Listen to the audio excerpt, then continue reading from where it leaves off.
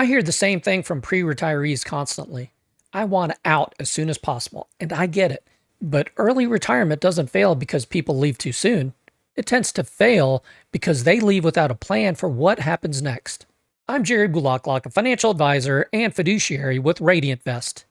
I've spent over 20 years working with pre-retirees, and in this video, I want to show you the difference between early retirement that tends to struggle and early retirement that may work, including a real client story that may change how you think about your own retirement timeline. I want to be clear about something up front.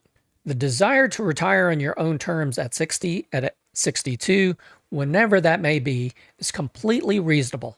That's not the problem. The challenge tends to show up when someone spends decades building up savings without ever building a plan for how to live on them. Accumulation and distribution are two very different games.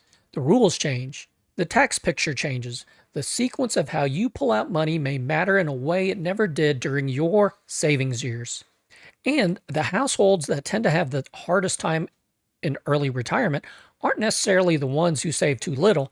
They're often the ones who retired without a distribution strategy in place.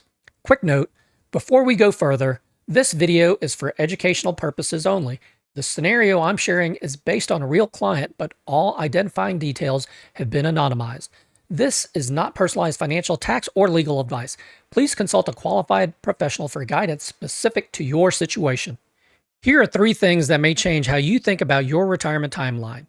By the end of this video, I want you to be able to honestly answer whether you have a distribution plan, not just a savings balance. The first thing worth considering is that the final working years tend to be the highest earning and highest savings years for many people. Leaving 2 or 3 years earlier than planned may mean leaving behind a meaningful amount of additional savings and employer contributions. And on the flip side, each year you retire earlier may add another year to how long your portfolio needs to last. If you retire at 62 instead of 65 and live to 90, that's potentially 3 additional years of withdrawals your portfolio may need to support. The second consideration is Social Security. Claiming earlier may reduce your monthly benefit compared to waiting, and that gap tends to compound over a long retirement. For some people, claiming early may still make sense depending on health, income needs, and overall plan design. But it's worth running the numbers before making that decision, because the break-even point and the long-term impact tend to vary significantly depending on the full financial picture. Before I work with any client on a retirement date, there are 4 things I tend to look at. First, income coverage, not just assets, but a clear picture of where every dollar of monthly income may come from on day 1 of retirement. Second, a healthcare bridge, a specific plan for coverage costs between retirement and Medicare eligibility at 65. Third, sequence of returns readiness. Does the plan account for what may happen if the market drops in the first years of retirement? And fourth, this is the one that tends to separate the confident retirees from the ones who second guess the decision later. A long-term distribution strategy. Not just what to pull from, but in what order, at what rate, across which accounts, and with what potential tax implications along the way. That fourth question is worth asking before you set a date. I want to share a real example because I think it illustrates the point better than any framework I could put on a slide. I work with a couple who retired at 62. They started taking Social Security at 62, which is the move most financial content will tell you not to make. They had $500,000 in a traditional rollover IRA, no Roth, no brokerage account at the time. They've been withdrawing about 4.5% each year.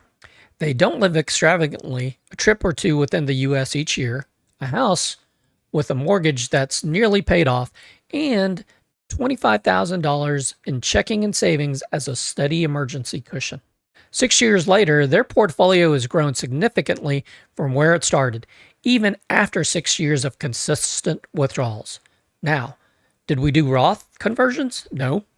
Did we do anything particularly complicated? No. What we did was build a long-term distribution plan before they retired. We mapped out where the income was coming from, in what order, at what rate, across which accounts. They've followed that plan consistently, and that may be the whole story. They retired early, took Social Security early, and appear to be in a stronger financial position today than when they stopped working because the plan was built before day one, not figured out along the way. If this kind of real numbers, real plan content is useful to you, go ahead and subscribe. I put out a new video every week covering retirement planning, tax strategy, and income planning for people in the 10 to 15 years before retirement.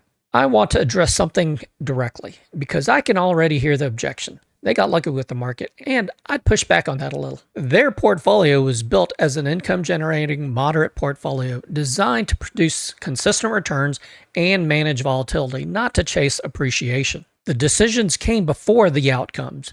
The strategy was built around a specific, clearly stated goal, and it may have held up in a range of market environments because of how the withdrawals were structured. And yes, they took Social Security at 62. I know that raises questions. But for this couple with this income picture at this withdrawal rate, it may have made sense within the overall plan. There isn't one right answer on Social Security timing.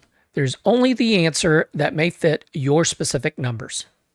If that case study resonated with you, the next video takes a similar approach. A real client who retired with $750,000 entirely in a traditional 401k did a Roth conversions outside every window the textbooks recommend and has more money today than the day she retired.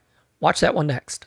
This video is for educational purposes only and does not constitute personalized financial, legal, or tax advice. All client scenarios have been anonymized.